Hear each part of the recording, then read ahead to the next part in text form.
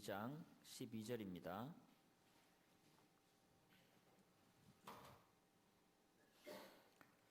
그러므로 나의 사랑하는 자들아, 너희가 나 있을 때뿐 아니라 더욱 지금 나 없을 때에도 항상 복종하여 두렵고 떨림으로 너희 구원을 이루라.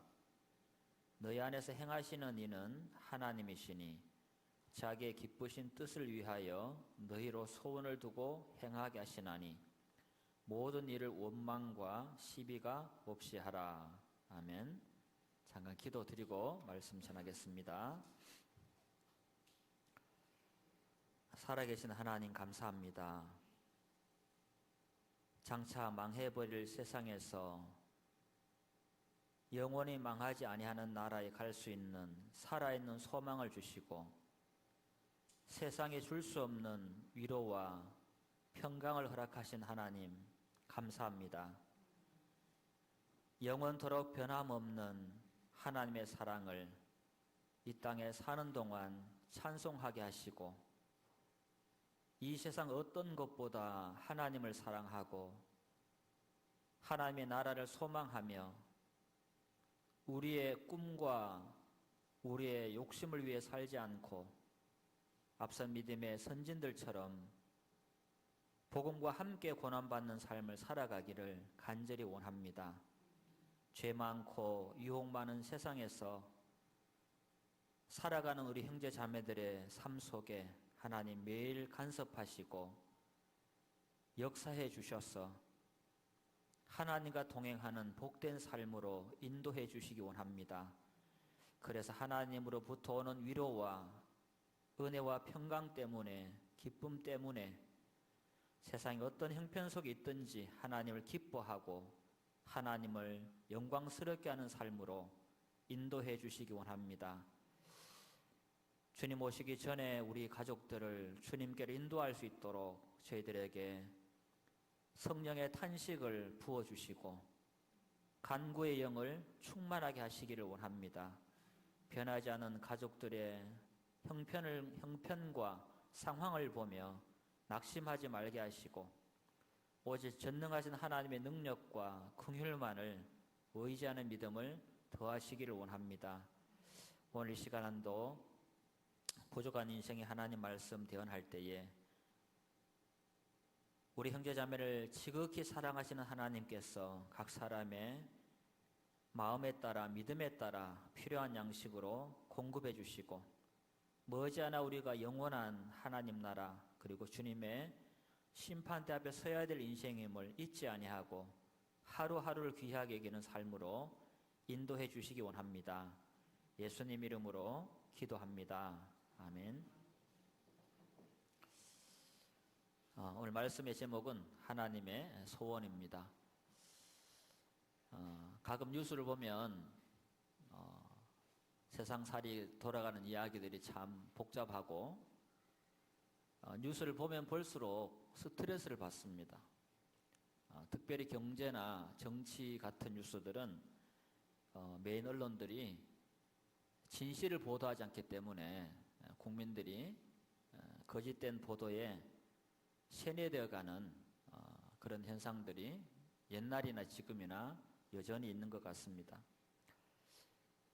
이 코로나 사태가 얼마나 더 지속될지는 모르겠으나 분명한 것은 코로나 이전 세상과 이후의 세상은 분명히 달라진다는 것입니다.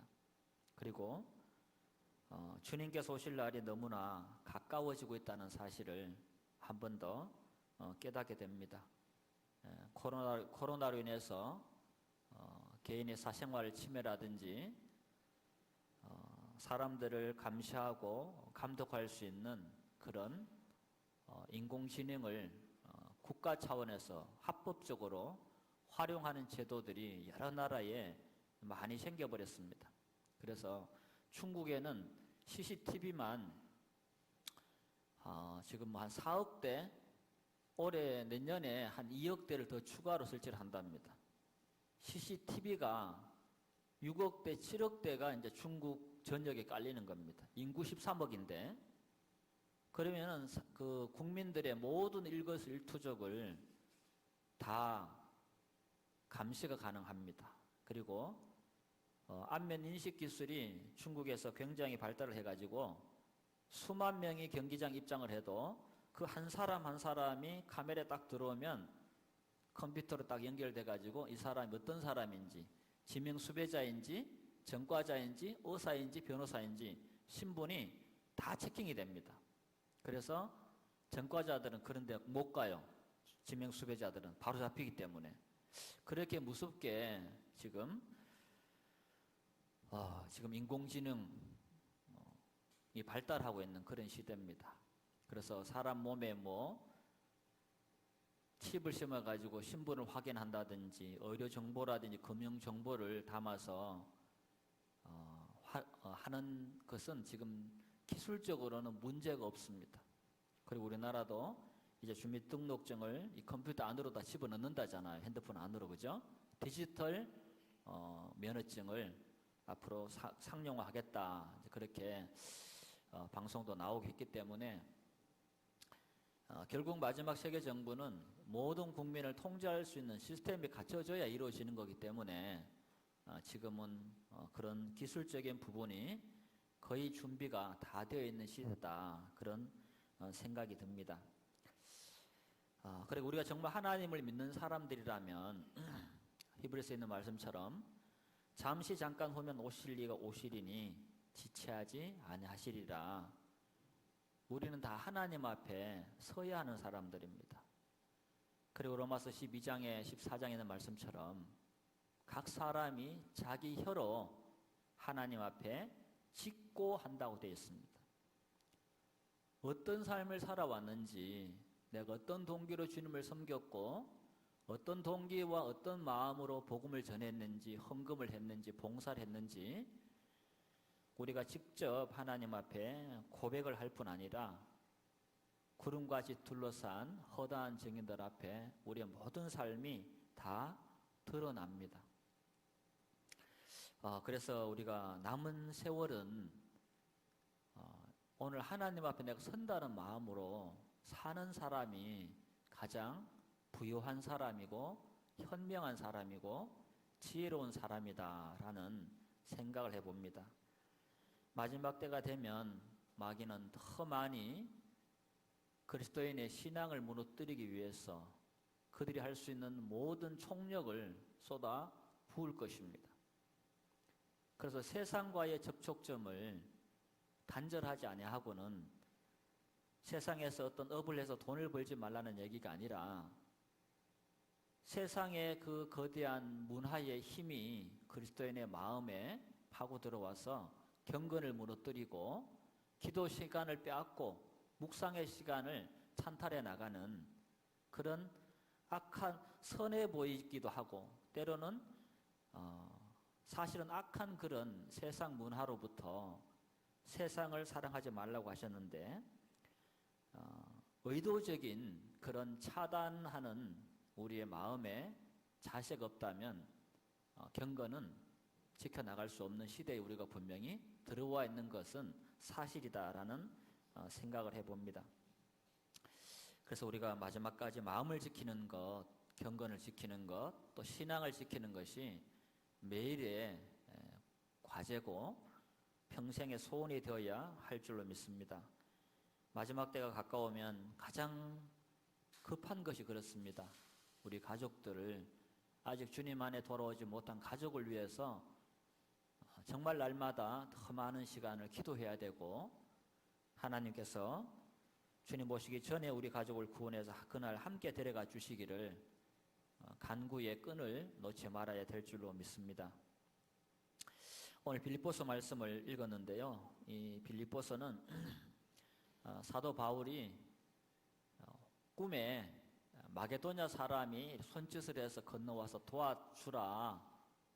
그래서 이제 건너간 곳입니다. 마게도니아 첫 성이고 사도 바울이 2차 전도 여행 때 세운 첫 번째 교회가 이 바로 빌립보라는 교회입니다.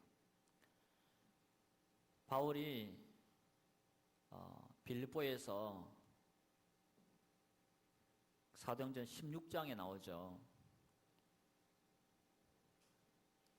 두아디라 자주장사 두아디라 기도처를 알아보러 가다가 거기서 모인 여자들에게 복음을 전했는데 그 여자가 이제 주께서 그 마음을 열어 바울의 말을 청종하게 하신지라 그 자주장사 두아디라가 구원받습니다.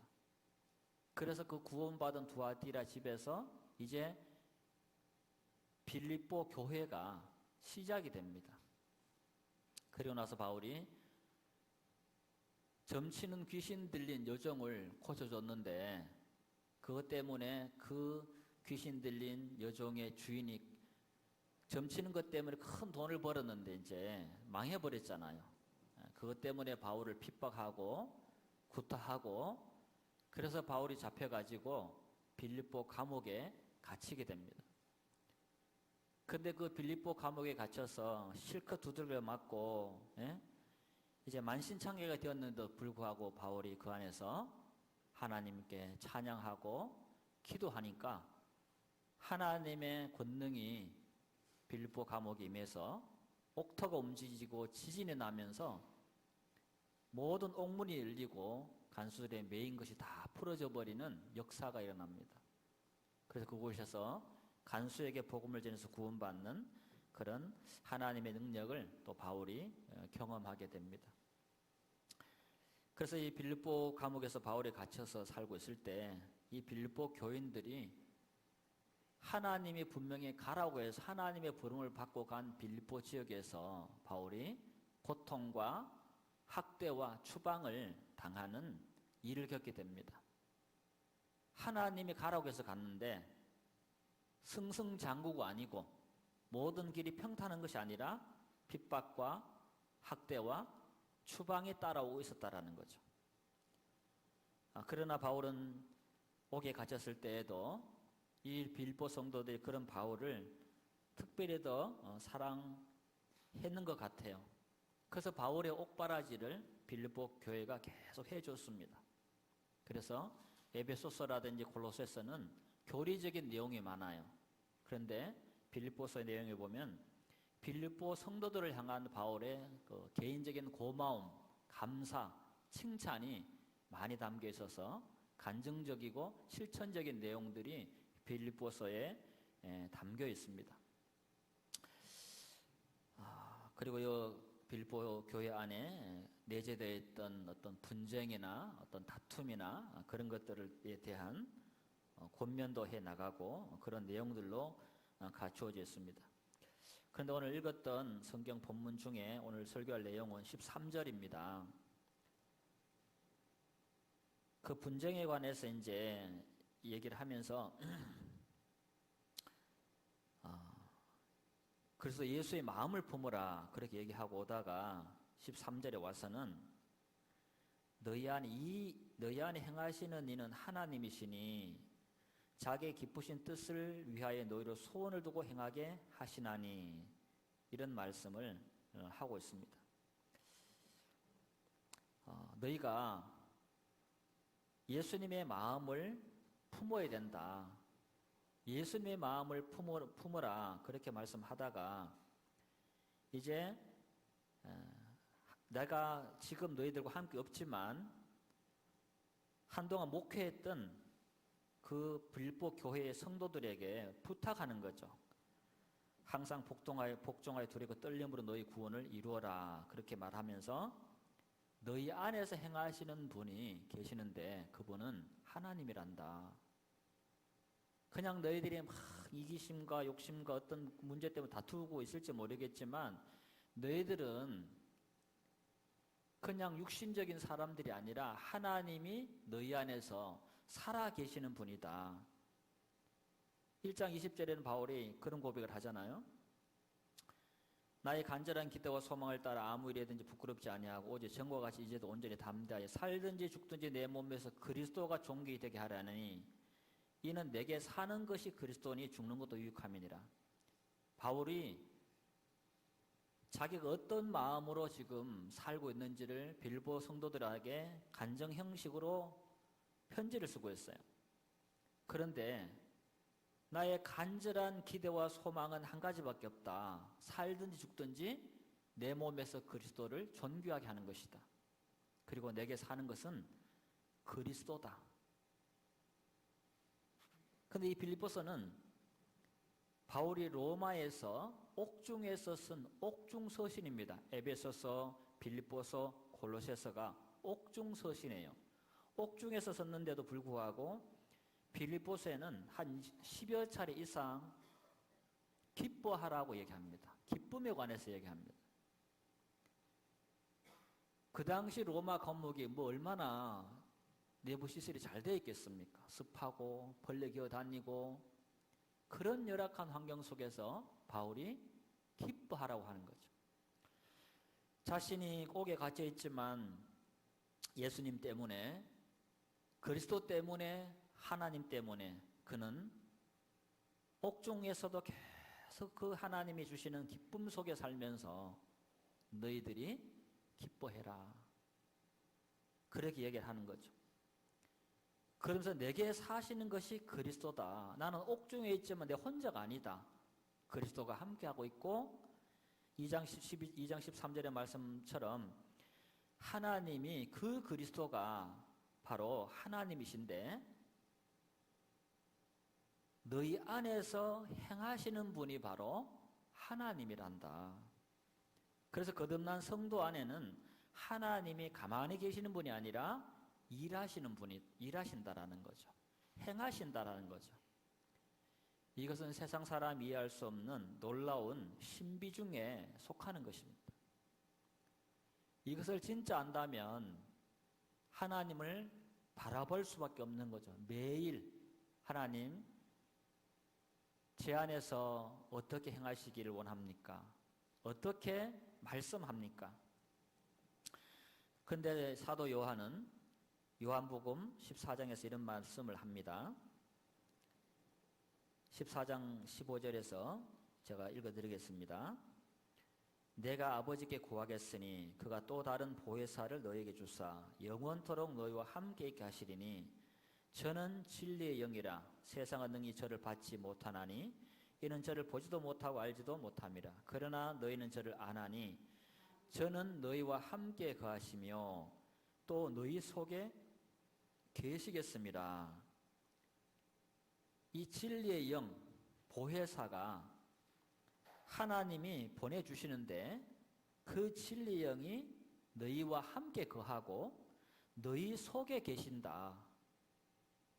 그래서 지금 바울 사도는 이 성경을 보면 성부 하나님과 성자 하나님과 성령 하나님의 삼위의 하나님이 거듭난 성도 안에 내주하고 있다는 사실을 말씀하고 있는 거예요. 그런데 그분이 가만히 계신 것이 아니라 행하신다는 거죠.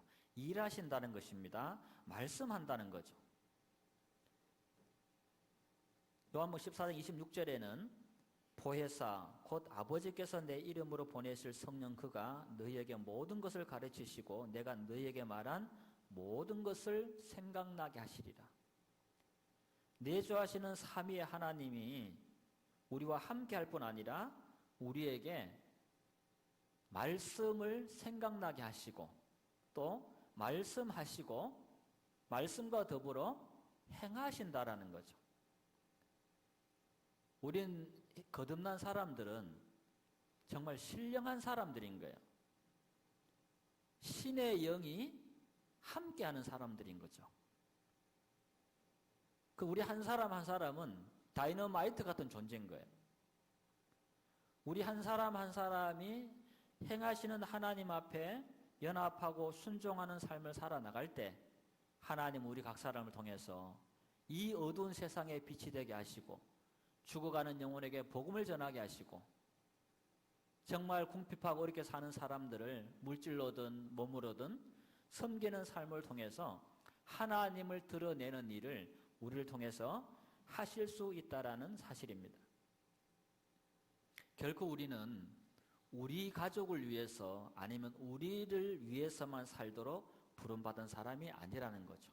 하나님이 악인이나 선인에게 똑같이 햇볕도 주시고 비도 주시는 은혜를 베푸시는 것처럼 하나님은 거듭난 자기 백성들을 통해서 믿지 않는 사람들에게 하나님의 빛을 비추고 하나님의 사랑을 전하고 하나님의 영향력을 나타내기를 원하시는 것입니다. 고린도전서 12장 7절에도 각 사람에게 성령의 나타남을 주심은 유익하게 하려 하심이라. 고린도전서 12장 7절에 분명하게 말씀하시기를 각 사람에게 성령의 나타남을 주심은 그랬어요. 각 사람 거듭난 성도 안에 성령께서 내주하시는데 그 성령께서 일하신다라는 거죠. 나타나신다라는 거죠. 그러면 바울이 말하는 너희 안에서 행하시는 이 하나님은 어떻게 행하시는가? 거듭난 성도 안에 계시는 성령은 어떻게 나타나시는가 하는 부분을 한번 살펴보겠습니다. 여기 잡아두시고 데살로니가 전서 바로 뒤에 데살로니가 전서 2장 보겠습니다.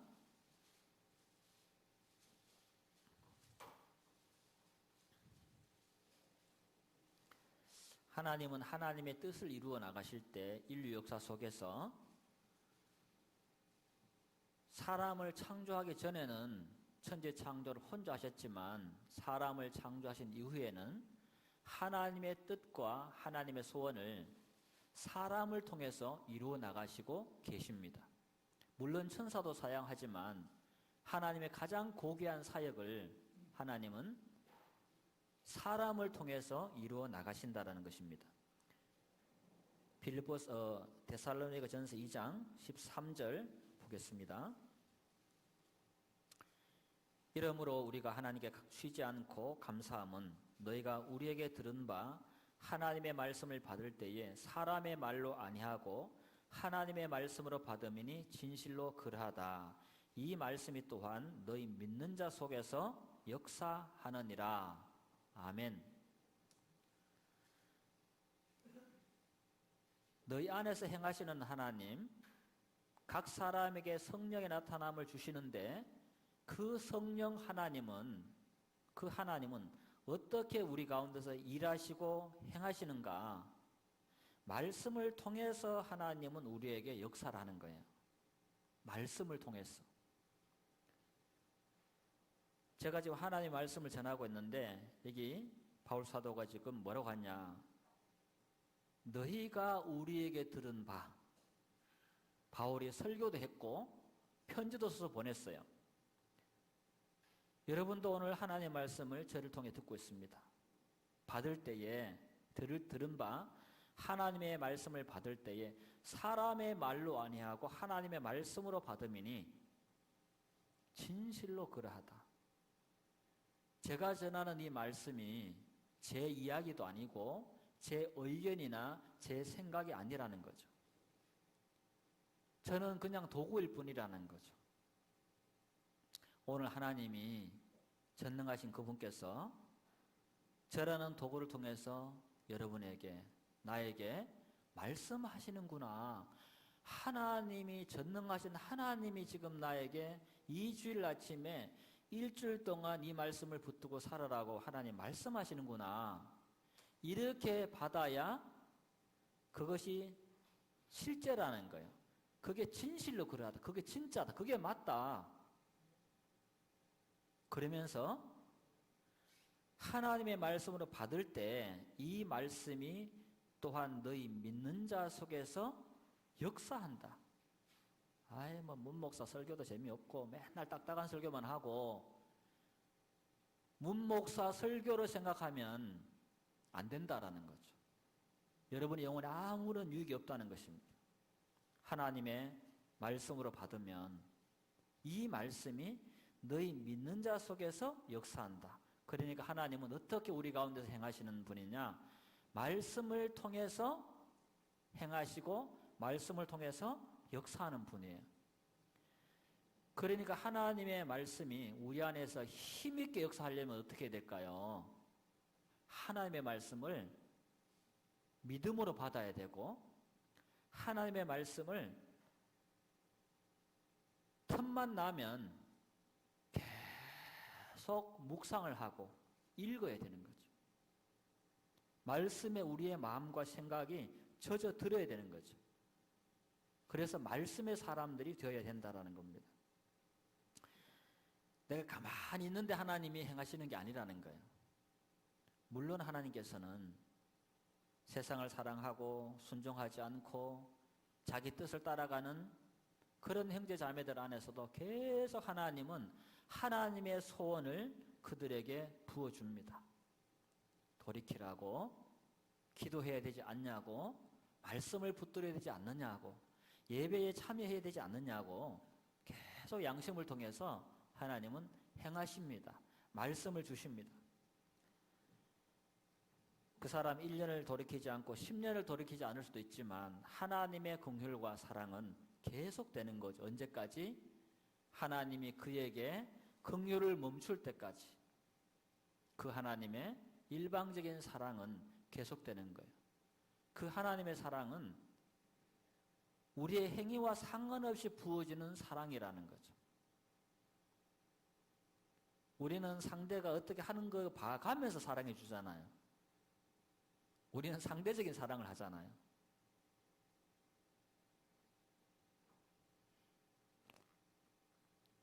청첩장이 왔어요. 누가 결혼식 한대. 보니까 나는 이 사람 우리 집에 찾아봐 왔는가 찾아보니까 안 왔어. 분명히 청첩장 보냈는데 안 왔어. 그래놓고 자기는 보냈어. 안 가. 대부분의 사람이 그렇게 살아요. 맞잖아요. 상대적인 거는 사람의 사랑은 상대가 어떻게 하느냐에 따라서 나도 하게 되는 거죠. 이게 인간의 사랑이라는 거죠. 그 하나님의 사랑은 우리가 아직 죄인 되었을 때에 그리스도께서 우리를 위하여 죽으심으로 하나님께서 우리에게 대한 자기의 사랑을 확증하셨느냐. 우리가 하나님을 위해서 한 것이 아무것도 없어요. 죄밖에 안 지었어. 그런데 하나님은 우리가 하나님을 비난하고 하나님을 욕하고 하나님을 대적하고 살 그때에도 우리를 사랑해 주셨어요. 그게 하나님의 사랑이에요. 그래서 그 하나님께서는 그런 일방적인 사랑을 지금도 모든 사람을 향해서 하고 있습니다. 그 하나님의 불붙는 사랑을 경험하고 사는 사람은 그 하나님의 마음을 알고 마음을 열고 하나님과 마음을 연합하고 하나님과 마음을 나누고 하나님이 주신 사랑을 계속 묵상하며 살아갈 때 그 사람이 진짜 하나님이 자기를 사랑하는 실제적인 사랑, 현재적인 사랑을 누리게 되는 거죠. 그 사람이 하나님 향해 마음을 닫고 있는 이상은 하나님의 사랑을 느낄 수도 없고 누릴 수도 없는 겁니다. 그래서 이 말씀은 너희 믿는 자 속에서 역사한다. 그 앞쪽에 골로새서 1장 하나 봅니다. 골로새서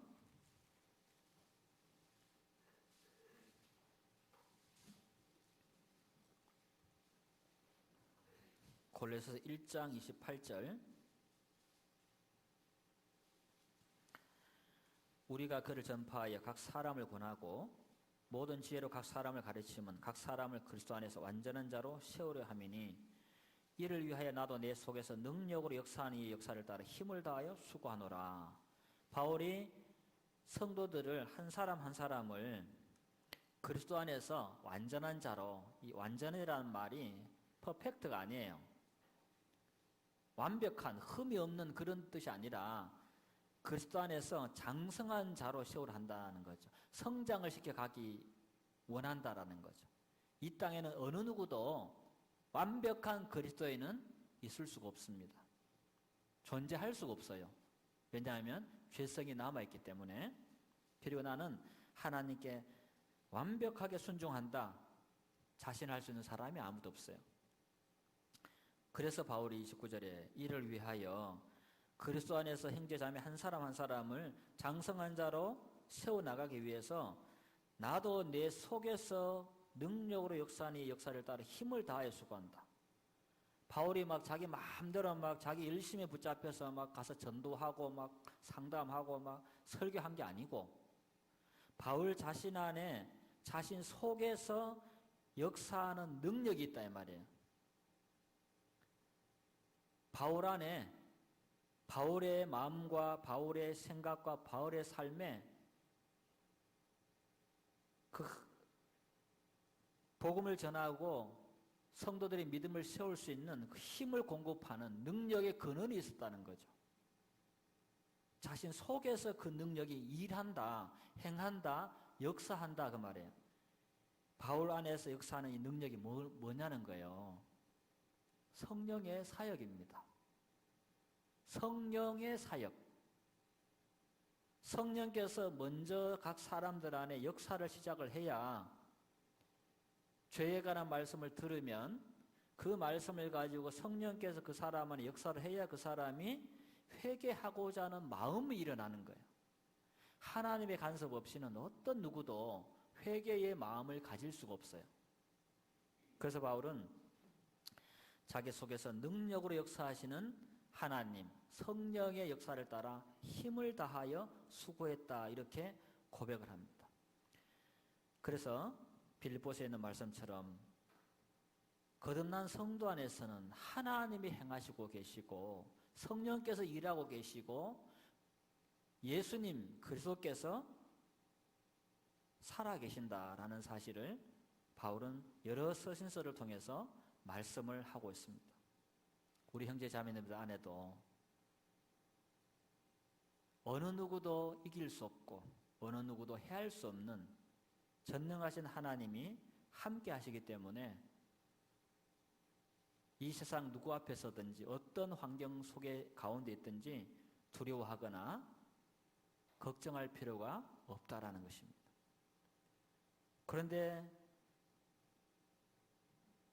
놀라운 것은 그 하나님께서만 우리 안에서 역사하는 것이 아니고 성경은 또 다른 존재가 우리 안에서 역사하고 있다라고 말씀합니다.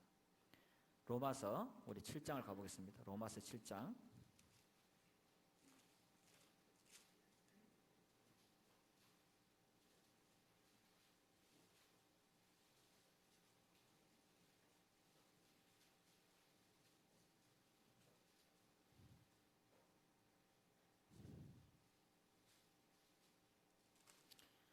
로마서 7장 8절 말씀 보겠습니다. 7장 8절. 그러나 죄가 기회를 타서 계명으로 말미암아 내 속에서 각양 탐심을 이루었나니. 그러나 8절에 그러나 죄가 기회를 타서 계명으로 말미암아 내 속에서 각양 탐심을 이루었다. 거듭났지만 거듭난 자 안에도 그 죄가 역사를 한다라는 거죠. 죄의 근본적인 세력은 꺾였지만 마귀의 머리는 잘렸지만 그 아직도 잔당들이 남아서 우리에게 역사를 하고 속인다라는 거죠. 분명히 거듭난 사람은 예수님과 함께 죽었다고 하는데 또 분명한 것은 거듭난 자 안에서 죄가 역사를 하고 있는 거예요. 유혹을 주고, 그죠? 탐심을 주고, 보암직하고 묵음직하고 지혜롭게 할 만큼 탐스러운 것을 계속 보여줍니다. 그래서 우리를 유혹한다라는 거죠. 죄도 우리 속에서 역사를 한다는 거죠. 그런 유혹이 오고 그런 탐심이 일어날 때 갈라디아서 2장 20절의 말씀을 암송하면서 아니면 요한일서의 말씀을 암송하면서 내가 세상에 대하여 십자가에 못 박히고 세상에 나에 대하여 또한 그러하다. 내가 그리스도와 십자가에 못 박혔다. 그러면서 마귀에게 나는 그런 유혹에 흔들릴 필요가 없는 것은 나는 그 유혹에 대해서도 네가 제시하는 그 유혹에 대해서도 나는 죽은 사람이란다. 미안하지만 안녕. 이렇게 항상 이겨나가면 정말 훌륭한 그리스도인이죠. 그러나 이 경건이 정말로 수준이 있어서 그 사람의 의식과 무의식 중에 항상 자신의 실제적인 영적인 상태, 하나님이 예수님이 죽음을 통해서 확보해 주는 그 자신의 본연의 자리에 믿음으로 가 있는 사람이라면 그런 유혹에, 그런 시험에 아주 초연하죠. 그러나 그런 수준에 이른 성도가 많지가 않다라는 거죠. 유혹에 넘어가고 화도 나고 그런 연약함을 우리는 가지고 있다라는 것입니다. 그래서 우리 안에서는 죄도 역사하고 사단도 역사하고 하나님도 역사하시고 성령도 역사하시고 주님도 역사한다라는 것입니다. 어디에 내가 순종하느냐에 따라서 내 안에 하나님의 역사가 왕성해질지 사단의 역사가 힘을 얻을지 결정되는 것입니다. 자, 갈라디아서 우리 5장 하나 보겠습니다. 다 잘 아는 말씀이지만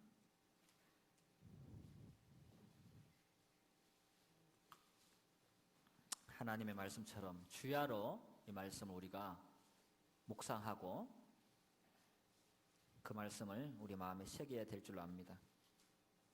갈라디아서 5장 16절에 내가 이르노니 너희는 성령을 쫓아 행하라. 그리하면 육체의 욕심을 이루지 아니하리라. 육체의 소욕은 성령을 거스리고 성령의 소욕은 육체를 거스리나니 이 둘이 서로 대적함으로 너희 원하는 것을 하지 못하게 하려 함이니라.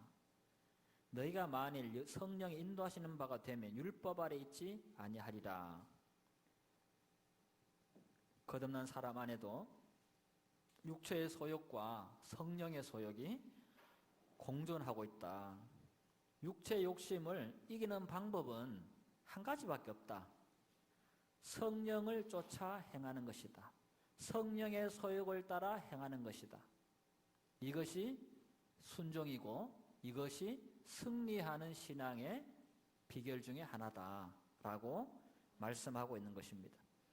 그래서 우리 안에 죄도 역사하고 하나님도 역사한다는 사실을 우리는 기억해야 되지만 전능하신 하나님이 우리 안에 역사하신다는 이 놀라운 사실로 인해서 우리는 영혼에 큰 소망과 위로를 얻게 됩니다.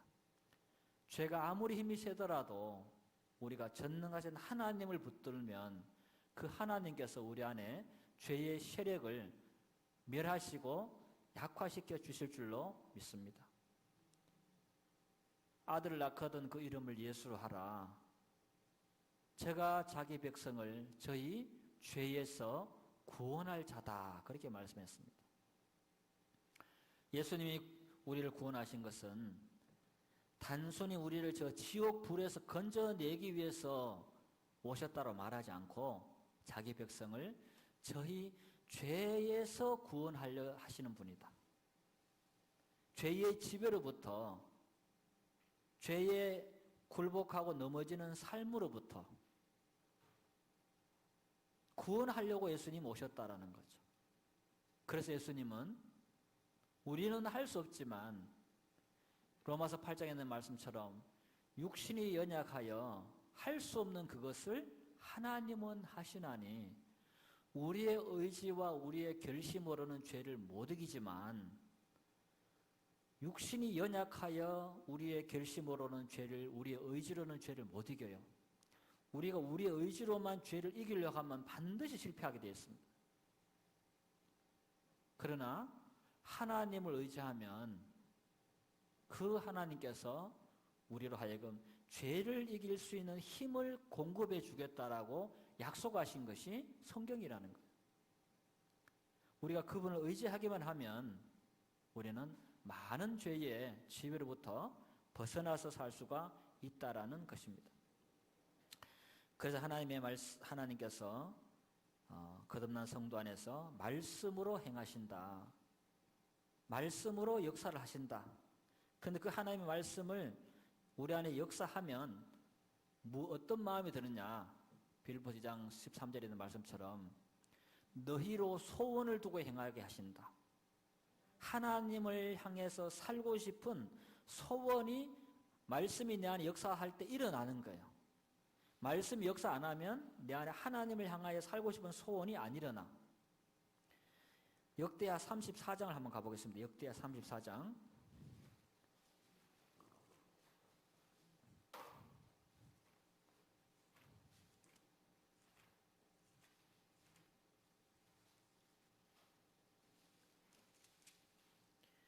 분명한 것은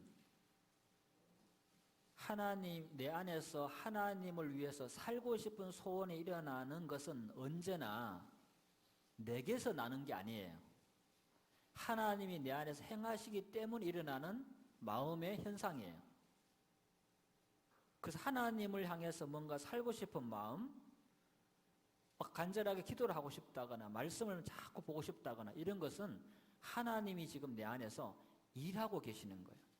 그때는 되도록이면 만사를 제쳐놓고 하나님 인도를 따라가야 됩니다. 그때 하나님 그 사람 안에 마음의 변화를 막 일으켜 가기 때문에 그렇습니다. 아몬이라는 왕이 죽고 아주 악한 왕이었는데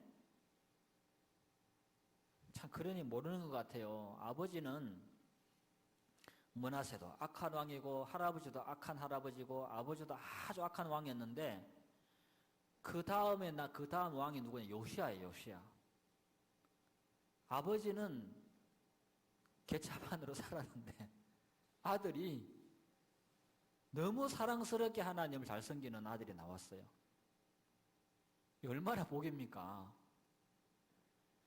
그래서 요시야가 하나님의 성전이 퇴락한 것을 수리하라고 시켜놨더니 거기서 일하던 사람이 율법 하나님의 말씀을 책을 찾아낸 거예요. 그래 그 앞에 할아버지 므낫세고 아버지 아몬은 왕이 되면은 신명기 18장에 나와 있는 말씀처럼 성경을 등사해가지고 자기 옆에 두고 평생 읽어서 그 하나님 여호와 경을 배우라 그랬는데 말씀도 그냥 뺑겨 첩부고 살았나 봐. 그러니까 이렇게 악하게 살았지. 그래서 요시야가 성경 발견해갖고 이 서기관 사원에 와서 읽어주는데 왕이 그 말씀을 듣는데 옷을 찢는 거예요. 그러면서 하는 말이 역대하 34장 21절에 너희는 가서 나와 및 이스라엘과 유다의 남은 자를 위하여 이 발견한 책의 말씀에 대하여 여호와께 물으라. 우리 열조가 여호와의 말씀을 지키지 아니하고 이 책에 기록된 모든 것을 준행치 아니하였으므로 여호와께서 우리에게 쏟으신 진노가 크도다. 요시야는 몰랐던 거예요. 하나님의 말씀이 어떤 게 있는지를. 그런데 하나님의 율법책을 읽어주니까 막 기가 막힌 겁니다. 세상에. 이렇게 우리가 하나님을 배반하고 살았으니 우리가 이렇게 진노를 받는 것이 당연하구나. 역사 가운데 볼 때 내가 왕의 궁중일기를 읽어보니까 말이지 외세의 침입도 많았고 하나님의 징계가 그렇게 많았던 이유가 하나님의 말씀을 준행치 않았기 때문이구나. 이것을 깨닫고 요시야가 백성들하고 다 언약을 세웁니다. 마음을 다하고 성품을 다하고 뜻을 다해 하나님만 섬기자. 백성들이 오케이 그렇게 합니다. 그래서 33절에 역대 33절에 이와 같이 요시야가 이스라엘 자손에게 속한 모든 땅에서 가정한 것을 다 제하여버리고 이스라엘의 모든 사람으로 그 하나님 여호와를 섬기게 하였으므로 요시야가 사는 날에 백성이 그 열조의 하나님 여호와께 복종하고 떠나지 아니하였더라. 정말 이스라엘에서 최고로 아름다운 역사, 요시야 왕 때, 또 히스기야 왕 때, 우리나라 같으면 세종대왕 집권할 시기 최고로 우리나라가 번영했잖아요. 모든 면에서 정치라든지 과학이라든지 모든 면에서 그것처럼 요시야 왕 때가 바로 그랬었습니다. 다른 게 아니고 요시야가 하나님을 잘 섬겼기 때문에 나머지는 다 하나님이 책임져 준 거예요. 이 말씀 그대로입니다. 너희는 먼저 그의 나라와 그의 의를 구하라. 그리하면 이 모든 것을 너희에게 더하시리라. 솔로몬도 하나님을 잘 섬길 때는 저 말씀 그대로 됐다니까요. 하나님 잘 섬길 때는 막 앞다투어 조공을 바치고 이스라엘을 쳐들어갈 엄두도 못 내고 이스라엘 주변국들이 그냥 이스라엘은 가만히 있는데 막 두려워 이스라엘이. 침략할 엄두를 못 내는 거예요. 누가 그렇게 하셨습니까? 하나님이 열국에게 두려운 마음을 주셨습니다. 21세기를 살아가는 우리도 마찬가지입니다. 하나님께 내가 마음을 드리고 하나님을 섬기는 일에 내가 최고의 마음과 에너지를 쏟는 그것이 내가 세상에서 가장 행복하고 가장 인생을 잘 사는 유일한 비결입니다. 하나님의 말씀이 이 요시야 안에 역사를 하기 시작하니까 들리니까 율법책을 펴서 읽으니까 요시야의 마음이 하나님의 말씀을 막 그대로 막 받아들이는 게 어떻습니까? 마음에서 회개가 일어나면서 못을 막 찢고 가슴이 아프니까 말씀이 요시야 안에서 막 역사를 하는 거예요. 그러니까 이스라엘 백성은 다 불렀어. 우리 이래가 다 망한다. 하나님의 저주가 임해서 끝난다. 마음을 다하고 성품을 다해서 하나님만 섬기자. 그래서 요시야의 마음속에 하나님을 향해 살고 싶은 소원이 불같이 일어난 게 뭐냐? 하나님의 말씀을 들음으로써 일어났다 이 말이에요. 귀로 듣는 게 아니고 마음으로 말씀이 들어올 때 하나님을 향한 소원이 불같이 일어나더라는 거예요. 그래서 소원을 품고 그 소원을 따라 행했더니 요시야 사는 날 동안에 하나님께서 그 나라를 복 주시고 은혜 주시고 지켜 주셨다라는 것입니다. 우리가 하나님의 말씀을 읽거나 묵상을 하거나 설교를 듣다 보면 하나님의 말씀대로 살아야지 하는 그런 결심이 있습니다. 소원이 생깁니다. 자, 에스라 봅니다. 에스라 역대하 바로 뒤에 에스라.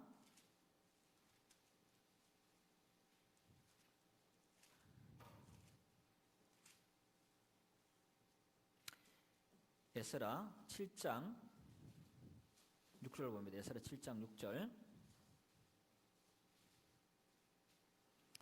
이 에스라가 바벨론에서 올라왔으니 저는 이스라엘 하나님 여호와께서 주신 바 모세 율법에 익숙한 학사로서 그 하나님 여호와의 도우심을 입음으로 왕에게 구하는 것은 다 받는 자더니. 에스라는 어떤 사람이냐? 학사고 하나님의 율법에 익숙한 사람이고 하나님 여호와의 도움을 입는 사람이에요. 왕에게 부탁을 하면 다 받을 수 있는 사람이었어요. 그래서 에스라는 하나님의 도움을 입고 사는 사람이에요.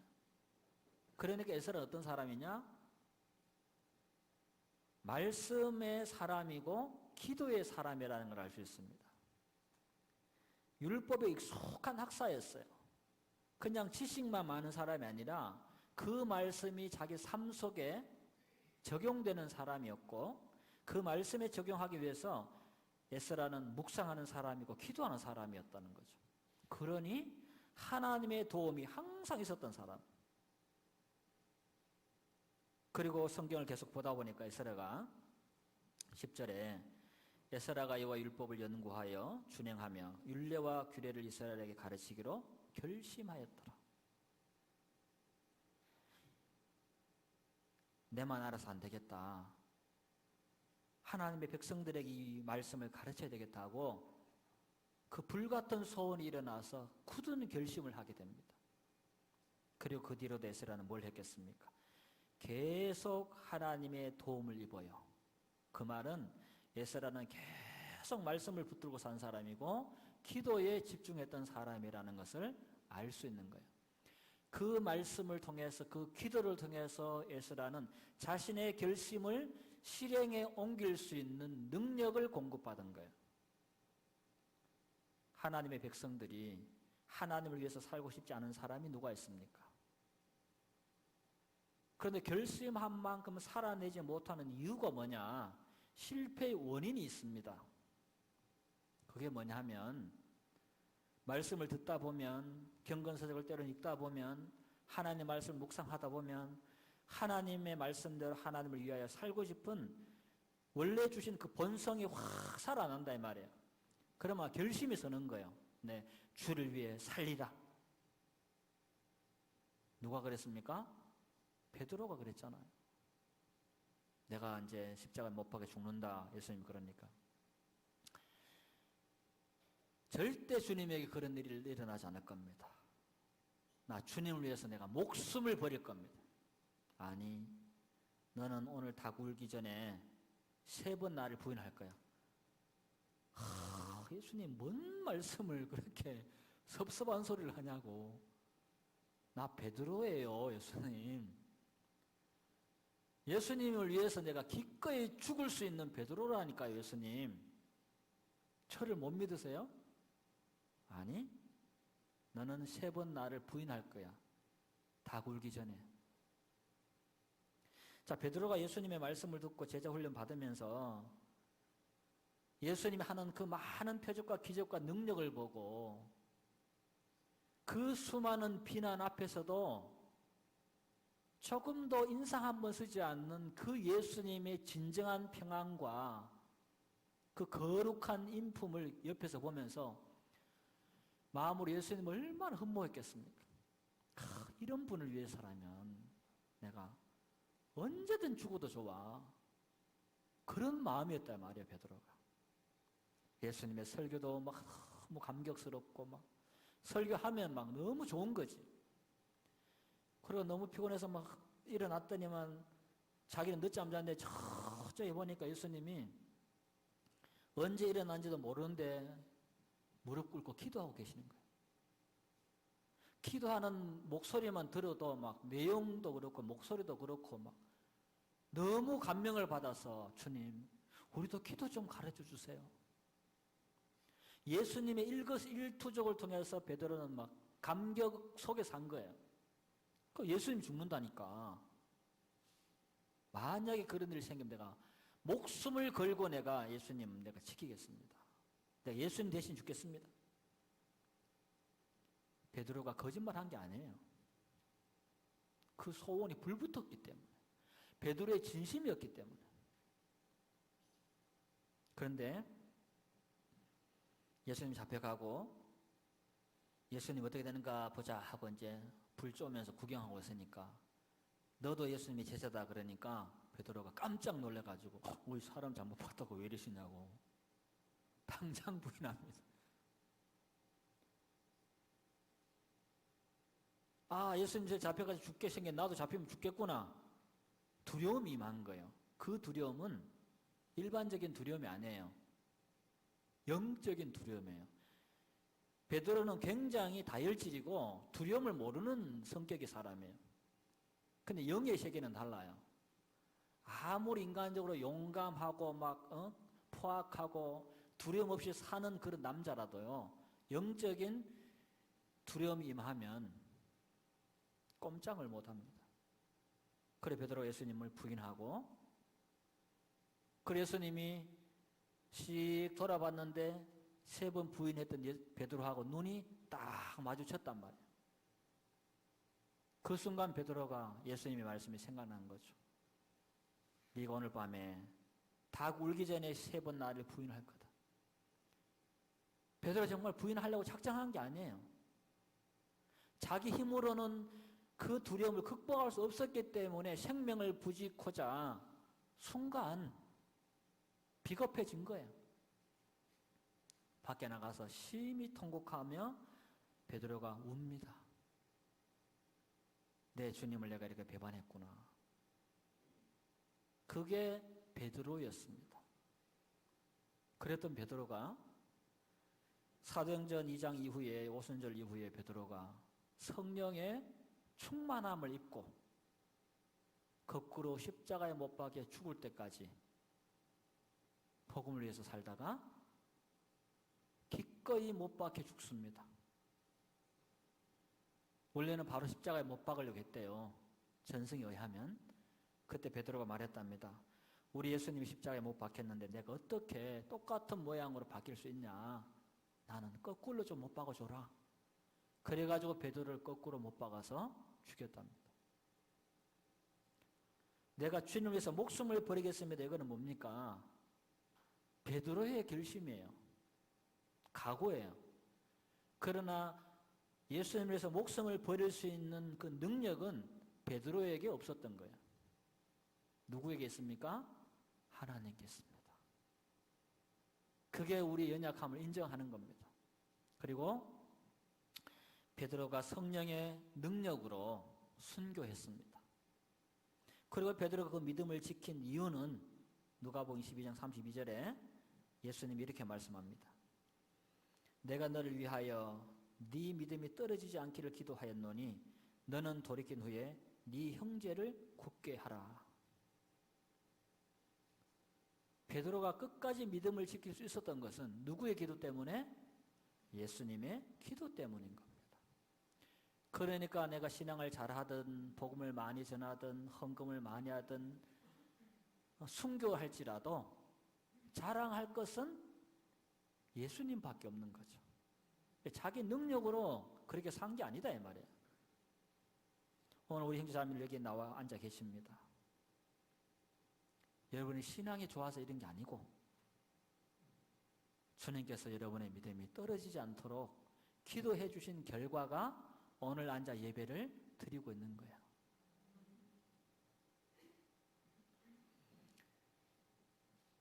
예수님은 지금도 하나님 보좌 우편에서 우리를 위하여 간구하고 계신다라고 말씀하고 로마서 8장 26절에는 우리가 뭘 기도할지 몰라서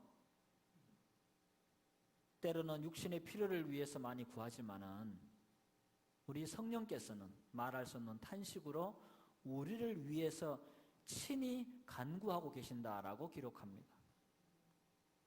그래서 우리가 오늘까지 이렇게라도 하나님을 배반하지 않고 큰 사랑 교회 예배당에 모여서 예배 드릴 수 있는 것은 전적인 하나님의 은혜다라는 것입니다.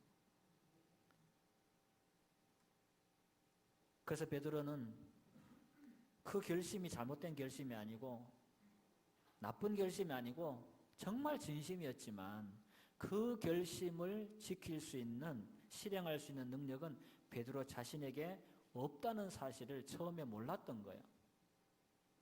우리도 주님을 위해서 살고 싶은 마음이 생기고 소원이 일어나고 때로는 결심도 종종 하잖아요. 그러나 우리의 결심으로는 우리가 원하는 대로 삶을 못 산다는 거죠. 하나님에게 그 능력과 은혜를 구해야 됩니다. 그래서 하나님 내 안에 주신 소원을 이루어 주시옵소서. 하나님이 행하고자 하시는 대로 행할 수 있도록 제게 마음도 주시고 은혜도 주시고 능력도 주십시오라고 쉼없이 기도해야 될 줄로 믿습니다. 우리 빌립보서 본문으로 돌아갑니다. 본문 2장 13절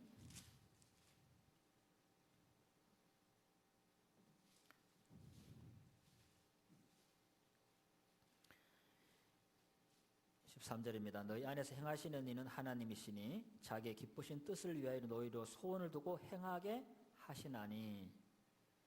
하나님 우리 안에 자신의 소원을 또는 뜻을 두셔서 또 말씀을 두셔서 행하도록 하십니다. 하나님이 행할 힘을 주십니다. 그래서 우리 안에 그런 소원이 생기고 결심이 생길 때 우리가 우리 자신을 믿지 말고 내 결심을 믿지 말고 내 의지를 믿지 말고 성경의 원리를 따라 하나님의 소원을 이루어 나갈 수 있도록 기도하는 저희들이 되었으면 좋겠습니다. 너희가 나를 떠나서는 아무것도 할 수 없다고 말씀하셨고 사람으로서는 할 수 없으되 하나님으로서는 다 할 수 있느니라 그렇게 약속하셨습니다. 그래서 거룩한 삶은 내가 살아낼 수 있는 삶이 아니라 신령하고 거룩하신 하나님만 온전히 살아낼 수 있는 성품과 은혜와 능력을 갖고 계시기 때문에 우리는 그분의 은혜와 성품과 능력을 간구해야 되는 거예요. 그래서 성경은 거듭난 성도는 하나님과 연합되었다.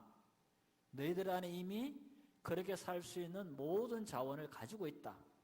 그 자원이 바로 하나님인데 그 하나님이 너희 안에서 그런 은혜를 공급할 수 있도록 순종하고 기도하고 살아라.